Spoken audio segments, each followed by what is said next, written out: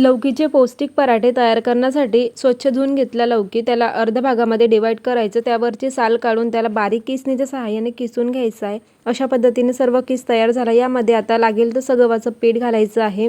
सर्वात आधी मी ते 1.5 ते 2 कप गव्हाचं पीठ घालून घेते। आता यामध्ये मसाले घालूयात। त्यामध्ये हळद, लाल तिखट घालायची आहे, धना पावडर घेतलेला आहे अर्धा चमचा भरून, बडीशेप घेतलेली आहे थोडीशी खलबत्त्यामध्ये क्रश केली, अर्धा चमचा ओवा घेतला, त्याला सुद्धा हातावरती क्रश करायचं, अर्धा इंच आल्याचा तुकडा त्याला कद्दूकस करून घ्यायचा आहे, 1 चमचा भरून कस्तुरी मेथी घेतली, गरम करून घेतलं आणि याला बारीक करायचं अशा पद्धतीने हातावरती।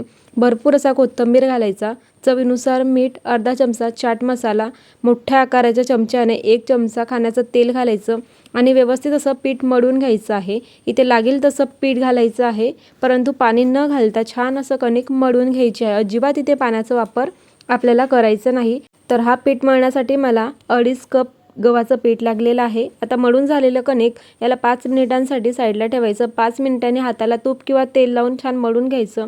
सुक्या पिठामध्ये गोळा टाकून डिप करायचं आणि अर्धी पोळी लाटून घ्यायची। अशा पद्धतीने छोटीशी पोळी लाटून घेतली, यावरती तेल किंवा तूप लावून घ्यायचं आहे आणि दुमडून अशा पद्धतीने थोडं सुकं पीठ घालायचं। आणखी याची गोल पोळी ज्या पद्धतीने आपण पराठा बनवतो त्याच पद्धतीने गोल पोळी लाटून घ्यायची आहे।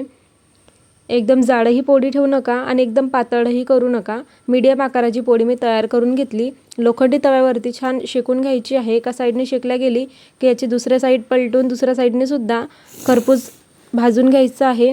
वरच्या साईडने भरपूर असा तूप लावायचा, म्हणजे एकदम पौष्टिक पराठा तयार होईल। खस्ता होईपर्यंत छान असं शेकून घ्यायचं, दोन्ही साईडने कलर येईपर्यंत। तयार पिठामध्ये 10 ते 12 पराठे तयार। व्हिडिओ आवडल्यास लाईक, शेअर, सबस्क्राईब। थँक्यू।